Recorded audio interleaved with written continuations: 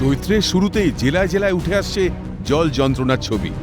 এক দুই নয়, দীর্ঘ 18 বছর জলের সমস্যায় ভুগছে হাওড়ার কোনা পেয়ারা বাগান এলাকার মানুষ।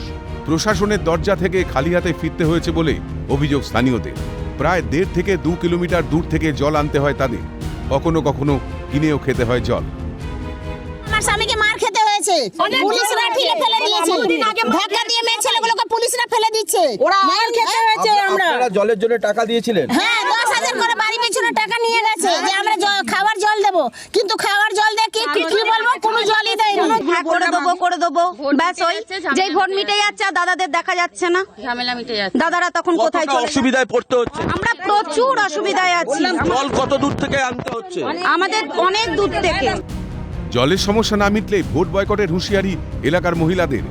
জলের পাইপলাইন দেওয়ার নাম করে বাড়ি বাড়ি চাঁদা তুলে সেই টাকা আত্মসাতের অভিযোগ শাসক দলের বিরুদ্ধে। পুলিশের দিকেও উঠেছে আঙুল। পানীয় জলের কষ্ট দীর্ঘদিন আমরা কিনে কিনে খাচ্ছি। ভোট আসবে, ভোট জোরহাত করে দেবে, জল চাইতে গেলে বলে এখানে জল ঢুকবে না।